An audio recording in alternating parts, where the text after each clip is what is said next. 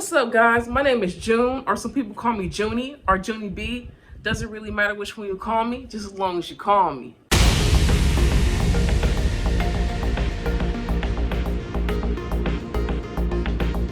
Alright guys, I'm back with another story time, and this time it's about how my dreams came true.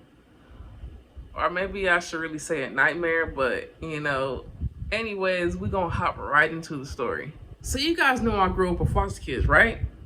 Right. So, we had this girl, Jayla, that used to live with us. She had aged out of the foster care system and whatnot. She graduated high school and whatever. So she joined this program where she had to be either going to school or, working or whatever. She was doing both when she left. So they was like, cool, yeah, you could join this program. So she was in it for a little while. And then for some reason, she dropped out of school and she stopped working. So they kicked her out the program. Next thing you know, she coming back to us, or really coming back to my mom, asking her, could she come live with us and stuff again? And of course, my mom was hesitant at first, telling her, you're grown now. Like, if you want, you could go live with your mom. And Jayla was all like, oh, there's a lot of people over there. It's just a whole bunch of kids. There's not really any room. So mom was all like, you know what? Yeah, sure, you can stay temporarily, but you just got to follow a couple rules. You can't be under the influence and you can't be coming in late because there are kids that live in the house. So, Jayla agreed to those rules and she got all of her stuff and she moved in. But it wasn't too soon after that she broke one of those rules. Like, real soon. So mom was like, all right, you got to go. You got to get up out of here and stuff. But I asked my mom, I was just like, just let her stay. She doesn't have nowhere to go. Feeling bad for the girl. And my mom was like, all right, I won't be so hard on her and stuff. Like, I'll give her another chance. Now, I'm going to tell y'all now, I definitely regretted speaking up for her after what she did next. She ended up breaking the rules again. And my mom was like, that's it. This is the second time she done something, so she got to go. At the time, Jayla wasn't at the house. So she called her and she was telling her like, hey, you broke the rules again. So you got to get up out of here. Come to the house so I could get your stuff and I could take you to your mom's house. The girl Jayla was pissed and she was just going off on my mom, cussing at her and just talking crazy to her. And my mom was like, oh, hell no, like, you definitely got to go now. So my mom started packing up all of Jayla's stuff and was telling me, she was like, I'm about to go drop all the Jayla's stuff off to her mom's house real quick. While I'm gone, make sure you do not let her in if she comes to the house because she's under the influence and she's talking crazy. She was cussing at me on the phone and all that. So don't let her inside. So I told my mom, all right, I won't let her in the house, and my mom left. And not too long after that, Jayla came to the house. Ringing the doorbell over and over again. Do-do-do-do-do-do-do. And when nobody was answering, she started banging on the door. Boom, boom, boom, boom. Open the fucking door. Hell nah, Angry Bird. So she was banging on the door and yelling and stuff. So I went downstairs and I opened the wooden door and was talking to her through the screen door. I'm like, what's up? What you want? And she's like, June, open the door. I'm all like, nah, my mom said I can't open the door for you because you're on drugs and you're acting crazy. She's like, June, open the door. I need to get my clothes. What clothes? All your shit go. My mom to pack it up and she took it to your mama's house. So ain't no reason for you to come in here. But if you want to talk, we could talk through the screen door right now because my mama says you can't come in here. Nah, I didn't really do that to her. But for real though, she really was banging on the door and yelling. You know what I mean? Like, she was really just tripping out, bro. But bruh, she ended up calling me when she was outside. And my dumb ass actually answered the phone like an idiot. But I didn't say anything. We was on the phone like, hello? Hello? June! June! But yeah, I hung up on her ass. And she just continued banging on the door. Y'all think she was mad? She eventually went away, and I decided to, go to sleep or whatever. And that night, I had this real strange dream.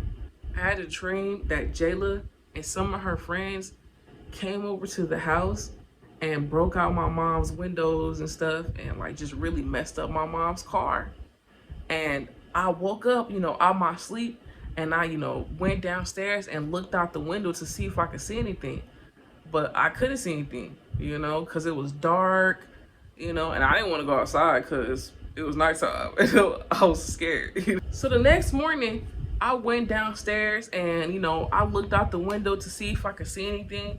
And I couldn't really see anything, but it looked like everything was fine. But I did notice that our living room window was slightly open, like probably about like this much. Mind you, these windows aren't meant to be open. Like they stayed closed. So either Jayla or whoever she was with was about to, try to break into the house or whatever. Now I don't know if they stopped because the window couldn't open anymore, or maybe they was like thinking about it, was, oh, maybe we shouldn't do this. Either way, I'm glad that's not what happened, because that could have ended real bad for them, because I would have. Nah, but who knows who was all with her or what they even had on them, Because I remember one time when I was walking home from school, and this is when Jayla was like not even living with us yet. She was still in her own place. I'm just walking home from school and I get a text message from her, and it's a picture of a blicky. It's a picture of a pew pew. And instantly, when I see this picture, I get really mad. And I'm all like, why the F are you sending me this? This is weird. And she gonna text back like, oh, I was just showing you. But I didn't really believe that. In my head, she was basically threatening me. I felt like she was saying, hey, yo, I got it on me. So, you could fuck around and find out if you want to. Especially because when I got home, I asked my sister and I asked her brother, I'm like, did Jayla text you guys? Did she text you guys like anything? And then they both were like, nah, she didn't text us. So she only texted me that. That was weird. And, I'm assuming it's because she had some type of secret animosity toward me that she wasn't, saying out loud. Probably because when we were younger, we got into like a little disagreement, and it didn't really end well. But yeah, I digress, back to the story. Like I said, I looked out the window, I didn't see anything. Then my mom came downstairs and, she went outside, her and Tyrell, because she was about to drop off Tyrell to go see his mom because it was Mother's Day. And when she walked outside, she flipped out. She like, oh my God. But yeah, my mom came back into the house and she was fuming. Like she was angry, like just cussing and stuff, calling her B word this, B word that. And, my mom called the police and, did a little police report and whatnot. And I was sitting there, I'm just like, oh my God, like this is crazy. Like I literally just had a dream that she did this. And for some reason, my mom started like low-key flipping out on me. She was like, why didn't you tell me? As if it was my fault. As if I could have stopped it from happening. She was pretty much doing it while I was dreaming it, basically. But yeah, my mom was real pissed.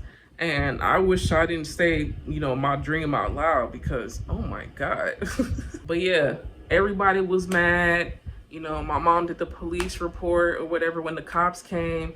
And then she had to apologize to Tyrell on behalf of his sister because she's an idiot. Now he can't go see his mom. Like, how could you be that stupid and selfish? Like, I really didn't understand why she found it necessary to even go that far.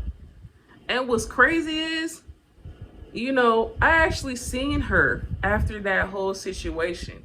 Maybe like a year or a couple years later. I don't really know. Man, because she's such a goofy girl, she started dating one of my childhood friends' cousin. So, my childhood friends, I'd have known them since I'm like 7 years old. So I'm over their house, for a barbecue or whatever. And I'm chilling in the backyard, just relaxing and stuff. And then I see her come out the back door and she walked right past me because she didn't see me. And she hugged one of their family members. And I'm just like, am I tripping?